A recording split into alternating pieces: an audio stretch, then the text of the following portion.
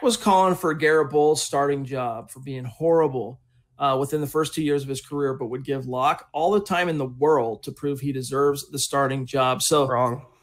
Schmaug, do your thing. Wrong on multiple counts. First of all, Garett Bolles got 3 years to prove his worth. He got all fair starting opportunities. There was no pandemic. There was no of these rash of injuries. The offensive coordinator changes didn't really, amount to much for him specifically as it would for Drew Lock. And he now also the last couple seasons had the best coach in the business. It'd be like having Andy Reid call the plays for Drew Lock. So that point is wrong in itself. The second point there, I'm not giving Locke all the time in the world. I've said this, and I'll say this for the millionth and number one time now. If he does not pan out this season, I will be on here, guys. I will start with a monologue saying, I was wrong. I will get an actual crow. Peter, don't come after me, and I will eat it on camera if I am wrong about Drew Lock. All I want him to do is be given a fair shot to sink or swim on his own. Because say what you want about him last year, that was not a fair opportunity. And someone like Garett Bolles, he had fair opportunities. He sank on his own. The holding penalties, the sacks allowed, the technique, the unsportsmanlike chat, that was all on him. That was squarely on him. And he rebounded and became one of the best players, if not the best player at his position. And I was right here saying I was wrong about Garett Bolles.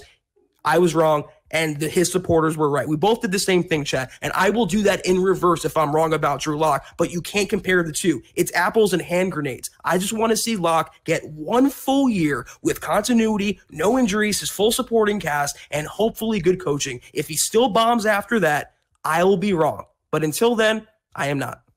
And guys, there's a big difference, all right, in terms of we're not sitting here saying Broncos need to stick with Drew because he's going to be Josh Allen next year. We're not predicting that. What we're saying is you've gone this far, all right? The kid, let's face it, this hasn't been a traditional first 2 years in the league for him as a quarterback. There have been so many mitigating factors outside of his control that whether you think he's not it, I'm saying like pretend I'm on the inside and I'm in the Broncos front office. Whether I think he's it or whether I think he's not it, there's not enough of a solid body of work considering all the factors to know for sure either way. But what we do know for sure, all right, is this. You've put in the TLC. You've invested in him from time to coaching, to scheme, to specific draft picks that were made to build the nest around Drew.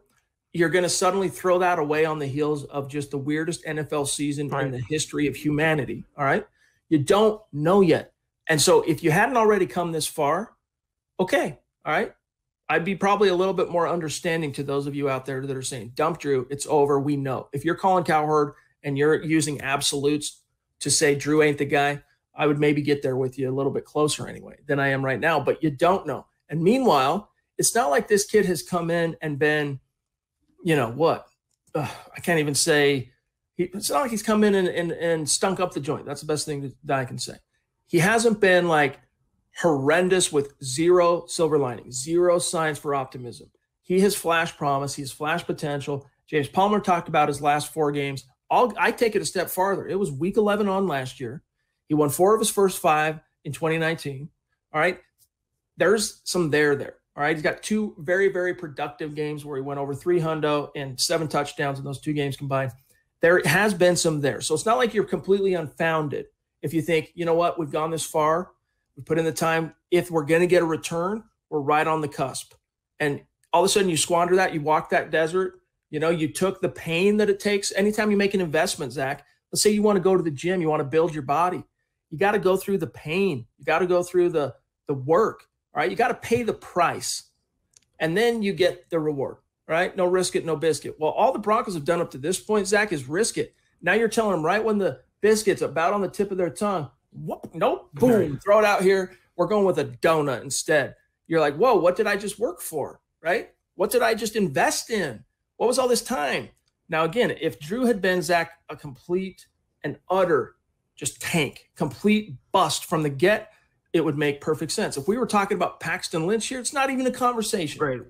But we're not. Exactly. And, the thing about the gym analogy, which is great, Chad, a lot of Broncos fans